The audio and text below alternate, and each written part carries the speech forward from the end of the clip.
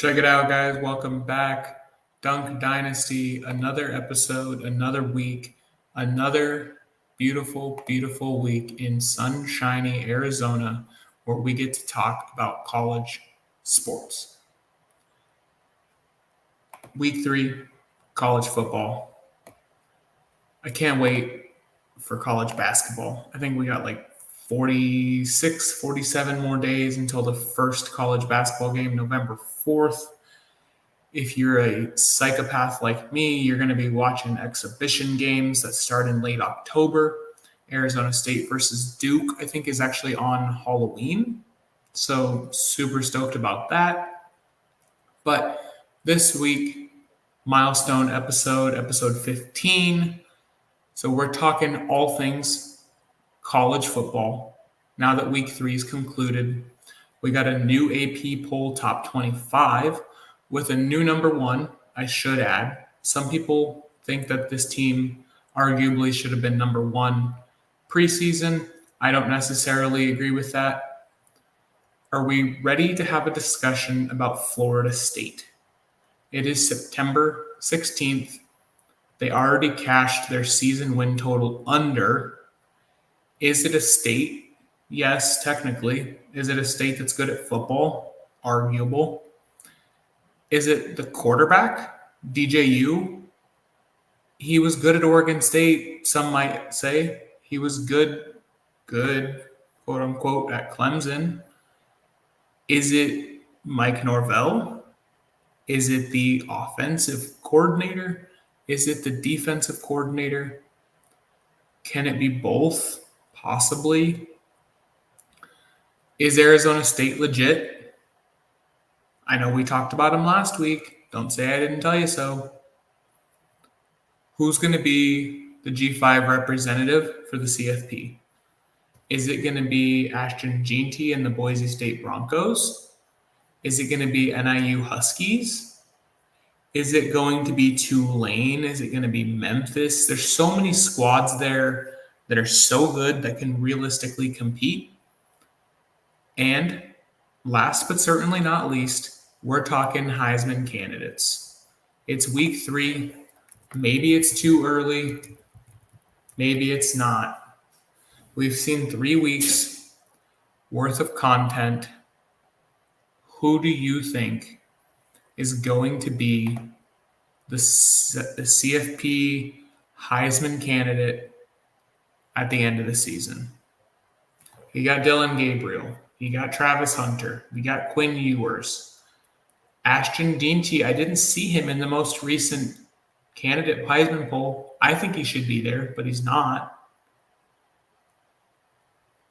There's no Ohio State players. What do we know? I don't know. Preseason, there was 3 people from OSU. Now there's none. But we will talk about all of it. So let's start with the new AP Top 25.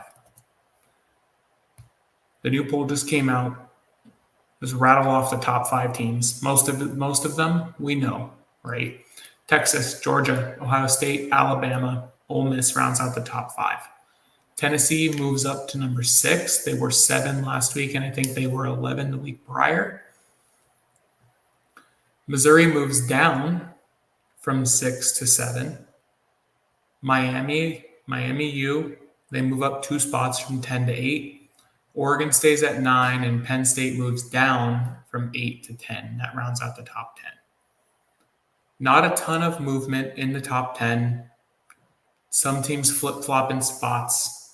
But what do we think about Texas being the number 1 overall squad with Quinn Ewers injured? Is it a 1-week thing? Are they going to remain in the number 1 spot?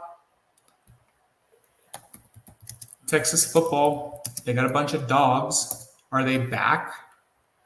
Maybe.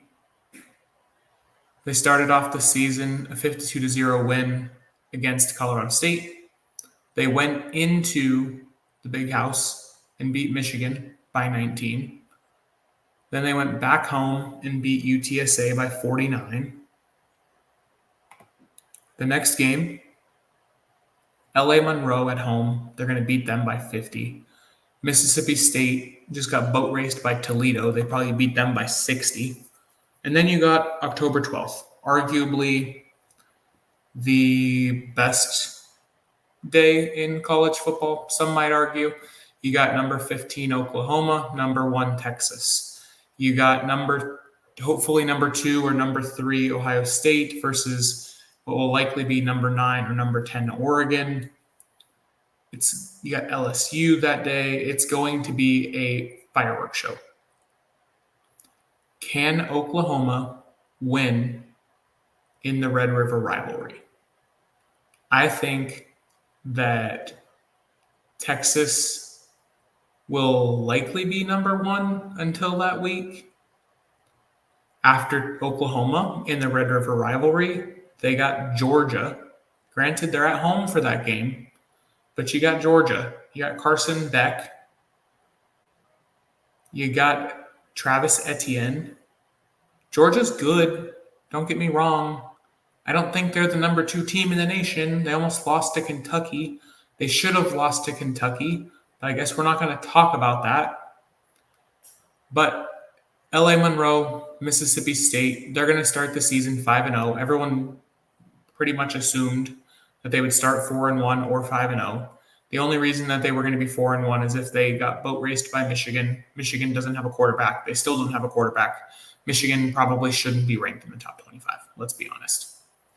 Texas will be the number 1 squad unless for some godforsaken reason they don't boat race LA Monroe and Mississippi State. Georgia might take that top spot. Maybe Ohio State. I don't think it's likely. So Texas will remain at the top. Georgia fans, I'm sorry, I hate to do it to you. But if you guys play any game over your next 3 as closely as you did against Kentucky, you're not the number 2 team in the nation. You're not the number 1 team in the nation. You almost lost to Kentucky. You only beat them by 1 point. The spread was like 19. September 28th. Literally 2 weeks from now, you're playing Bama in Tuscaloosa. Granted, you got a bye week. Is the bye week going to be enough? I can guarantee you that Alabama's better than fucking Kentucky. But what do I know? Some people will say I don't know ball, but I don't think Georgia's a top 5 team. I said what I said. Ohio State, we're just going to round out the top 5. We got Ohio State. Ohio State is going to be good. We knew they were going to be good. They have a bunch of cupcakes. They got Marshall at home. They got Michigan State. They're going to beat Michigan State. I don't care. They got Ohio in the shoe. They're going to beat Ohio. And then October 12th, you got Oregon in Eugene. You basically got 3 weeks to prepare for Oregon. Some might say Iowa, they lose to Iowa. If they lose to Iowa, it's because they're looking ahead to Oregon. I think Coach Day is better than that. But then again, I have thought a lot about Coach Day. And I've been told a lot that I like Coach Day too much. So, with that being said, if they lose to Iowa, it's because Iowa controlled the ball and they held the ball and ran for 35 minutes. I don't think that's going to be the case, but I'll leave it open. After Oregon, you got Nebraska. Dylan Raiola, they're ranked number 22 in the nation. And then you got Penn State. 3 ranked games in a row. Trap game. Iowa is the trap game of the century. With that being said, they will be 6-0 going into Oregon. We got the dude Goose. I hate him. I love him. He's a Georgia man through and through. 2 weeks for Kirby against Alabama, he says. Can your guys stay out of prison? Let's talk about that. Keep your guys out of prison. And then we'll talk about Kirby against Bama. Short answer, I think they win, but they shouldn't. Alabama has fucking Kalen DeBoer. Kalen DeBoer is going to have a loss or two. Why not Georgia? I still don't think they're a top 5 team. Moving on to the number 4 team, Alabama. Of course, we just talked about Alabama. Kalen DeBoer, he's proven that he can win. I'm not saying that he can't win. You got Georgia. Alabama also has a bye. Let's not forget about that goose. And then you got Vanderbilt. And then you got South Carolina. South Carolina should have beat LSU. Hate me all you want. That play was not a foul. It was not a flag.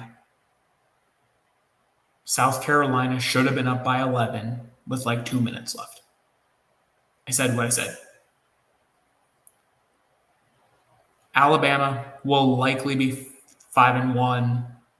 I want to say they beat Georgia, but it's Kalen DeBoer. He's a freaking rookie in Tuscaloosa. The only benefit that they have is that they're playing in Tuscaloosa at Nick Saban Field. It's going to be an absolute dogfight. This game will likely be replayed in 10 weeks when we're talking about the SEC championship game. But if they lose, it's not the end of the world for Kalen DeBoer. I will say that. Rounding out the top 5, we just talked about them. But I love the number 5 ranked Ole Miss Rebels. Ole Miss, Lane Kiffin, bunch of dogs. The top 6 squads, 5 of them are in the SEC. Is it crazy to think that the SEC is going to have 4, maybe 5 of the top 12 teams in the CFP? Going down to number 7, you got Missouri. You get 6 of the top 7 teams are from the SEC. Go down to the top 15, you got Oklahoma, you got LSU. Like half their fucking conference is in the top 25.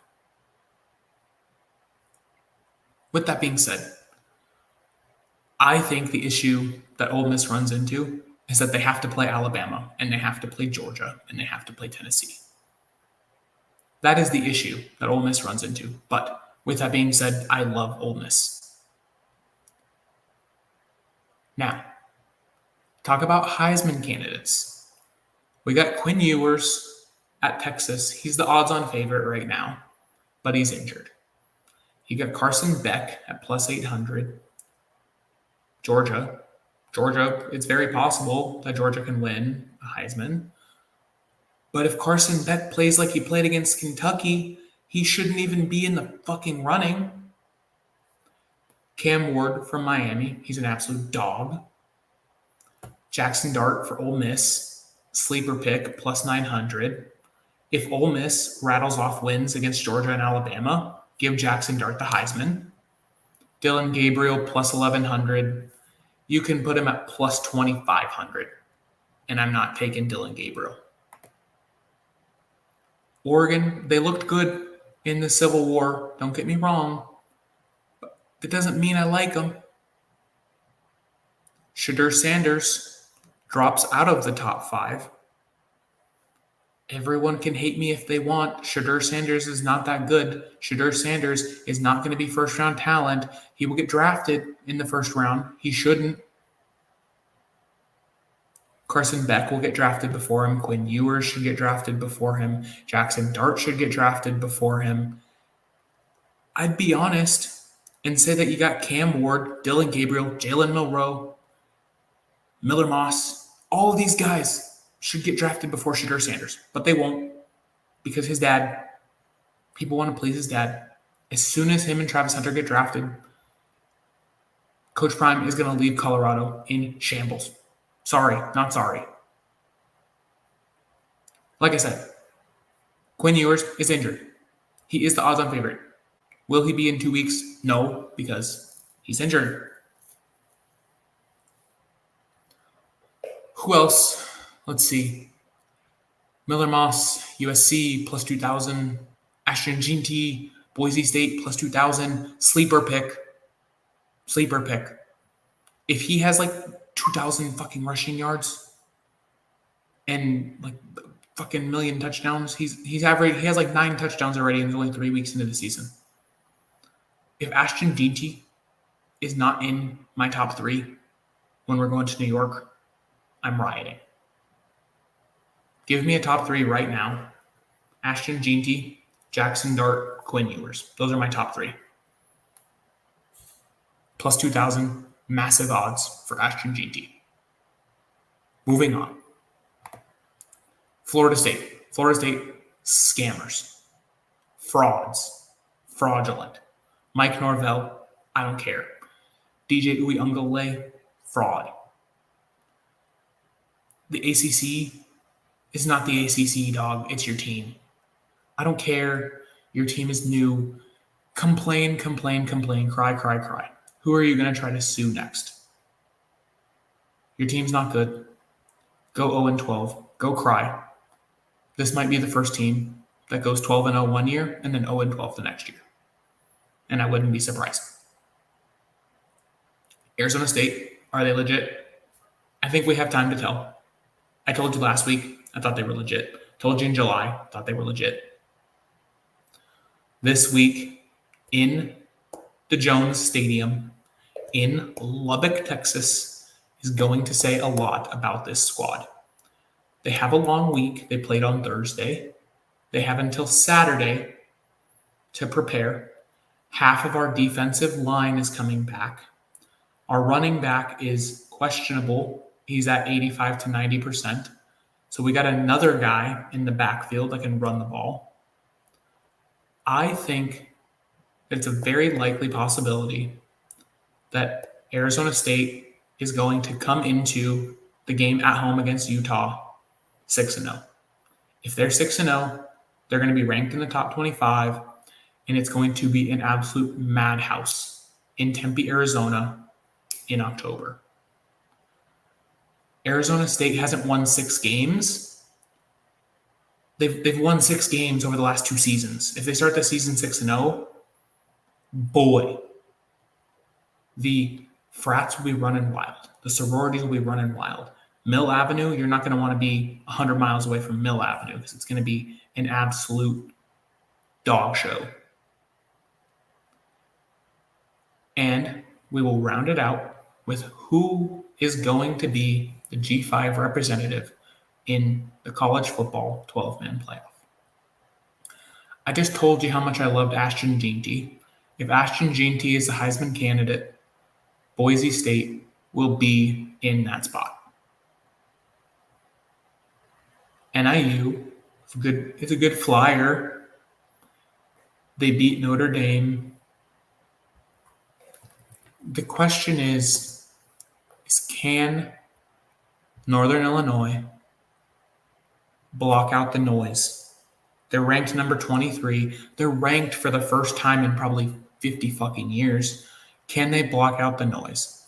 You got Buffalo this weekend.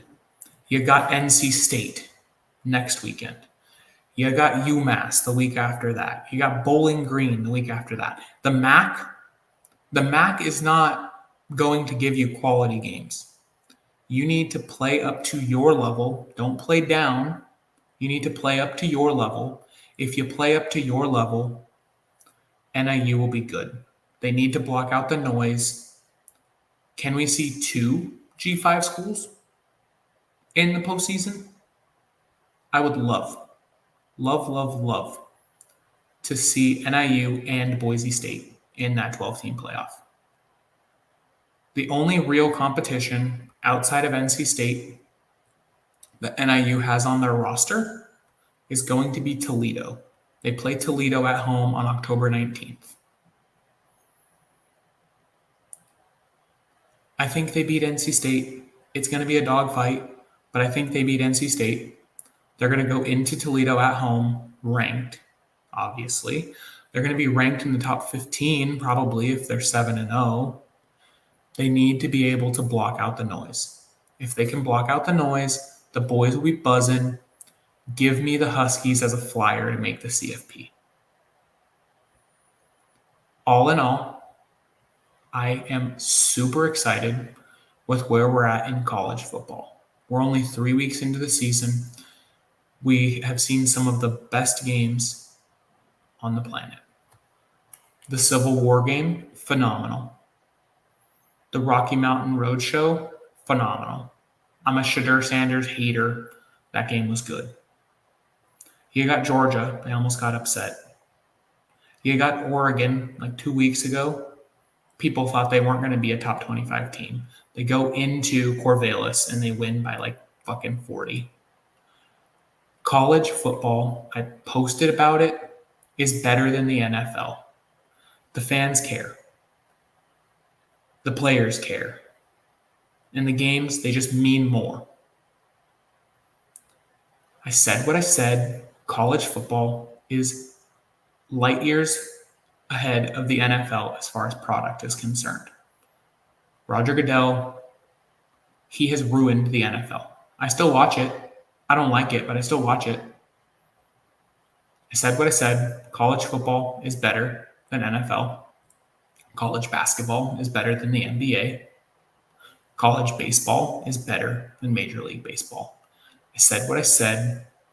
I will see you guys all next week where we're talking more updates to college football. See you guys all next week.